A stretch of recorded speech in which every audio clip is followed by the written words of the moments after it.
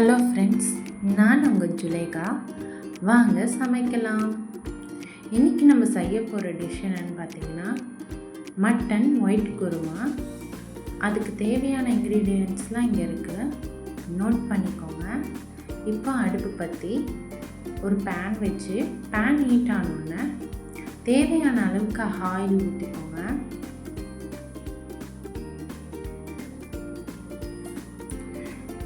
இப்போது oil heat ஆனோம், நான் பொடிசாக கட் பண்ணி 4 வெங்காயம் வச்சுருக்கேன், அதையும் சேர்த்துக்கலாம்.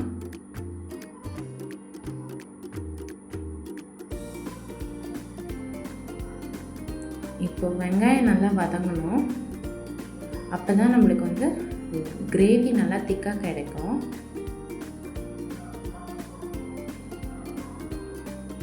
ஸோ வெங்காயம் வதங்குற கிராப்பில் நம்ம இதுக்கு தேவையான பேஸ்ட்லாம் அரைச்சி எடுத்துக்கலாம்.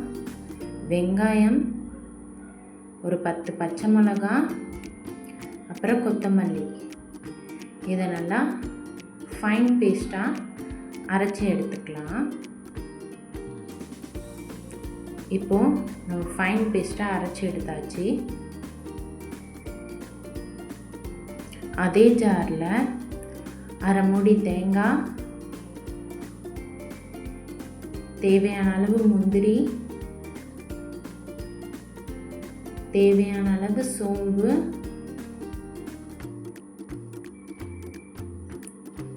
அப்புறம் கிராம்பு ஒரு 6 பீஸ்,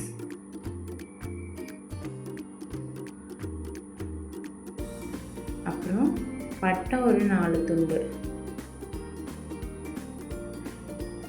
இதையும் சேர்த்து நல்லா ஃபைன் பேஸ்ட்டாக அரைச்சி எடுத்துக்கலாம். இப்போ அதுக்குள்ளே நம்மளுக்கு வெங்காயம் வதங்கிடுச்சு. இப்போ இது கூட தக்காளி சேர்த்துக்கலாம்.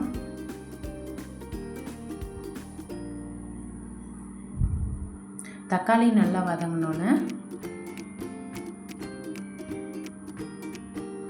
இதில் உப்பு சேர்த்துக்கலாம்.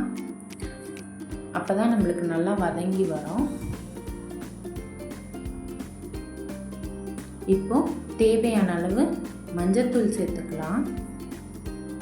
இப்போ இது நல்லா வதங்கினோன்னே நான் ஒரு 3 தண்ணி கழுவி வச்ச கறி இருக்குது, அது கூட நான் இஞ்சி பூண்டு பேஸ்ட்டு கலந்து வச்சுருக்கேன், அதையும் சேர்த்துக்கலாம்.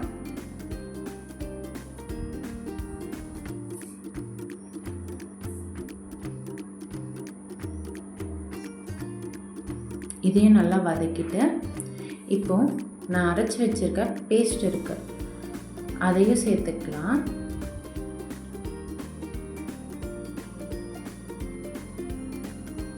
இது நல்லா பச்சை வாசம் போகிற வரைக்கும் நல்லா வதக்கி விட்டுக்கலாம்.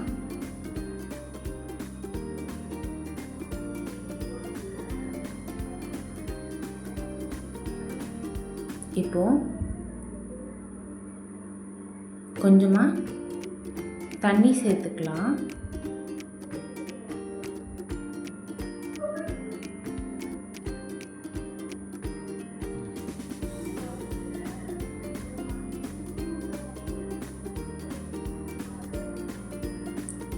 இப்போ ரெடி ஆயிடுச்சு.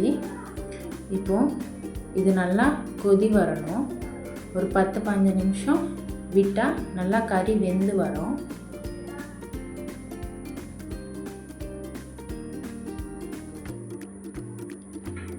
இப்போ 10-15 நிமிஷம் ஆயிடுச்சு. இப்போ நம்ம திறந்து பார்க்கலாம்.